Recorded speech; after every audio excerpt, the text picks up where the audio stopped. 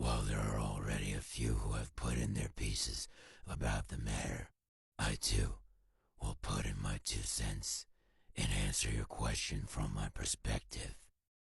In your question, you ask how does one know and how do they feel about having non-human alters.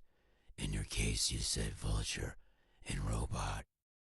To understand how one develops non-human alters, one must understand how the brain works when in a dissociative trauma state. When a person or persons is faced with something traumatic, the brain is given a type of trigger to do what it can and must to protect. This could mean fight, flight, fawn, freeze, dissociate, etc. For those with DID, when dissociating, the brain will create fragments or alters designed to protect the body. Now, the situation of which the person is facing can depend on what form said alter or fragment will appear as. This could be either comfort or implemented.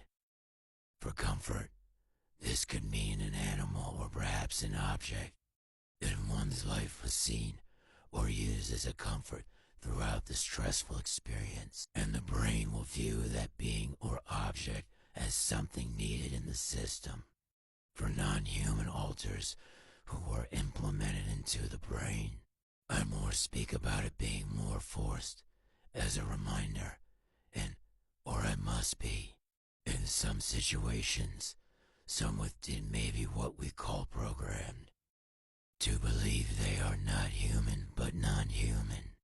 This could be an animal, real or mythical, or even something of an object, much like a robot. These non-human alters were more designed by those who greatly abuse the subject in a traumatic, dissociative state. Such situations where these people are quote-unquote brainwashed with the exposure of this is who you are, this is who you must be, and so this leads a person's mind to believe they are what was told. Now, it's understandable that the body cannot shift into anything as that is something you watch in movies or read in books. However, the mind perceives themselves as what they are in the inner world. Now, does this indicate they are delusional? Absolutely not. Even for those who were indoctrinated to believe they are not human, they know they exist inside a body made of flesh and bones rather than fur or wires. Now, whether it's brain-made or implemented in the brain, alters, parts, headmates in a did system differ from that of Therian or furry. Spirit animals, which is a spiritual and cultural thing especially within Native America, and or a rare disorder known as clinical lycanthropy.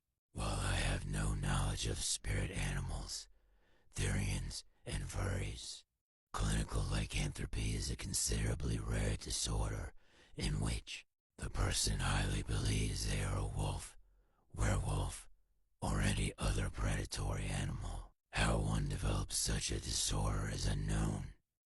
It could be abuse, environmental, implemented, etc. Now, while I myself do not have clinical lycanthropy, I have something of a near effect in which I am created to believe I am and have something of that effect. However, I know well I am not a werewolf. I just look like one in our inner world. For those with clinical lycanthropy, they might exhibit behavior and or desire to become a predatory animal. Now, in another case in which is environmental, a person may believe they are an animal due to how one was raised. This could be the guardians raised the child like an animal, or the child themselves are raised by animals and thus exhibit the behavior in which is more animal-like than human.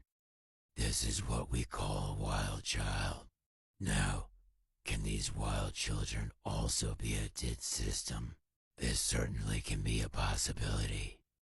If the tormentor raises and harms the child to believe all alters in the body are non-human, and never giving any chances to expose them to what being a human is, then the situation of a wild child can be done within a system.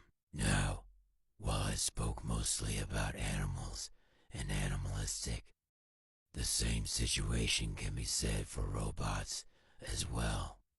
Now, it isn't certain if your question was genuine or not, and while I am not going to assume, I hope to everyone else this gives a bit more information.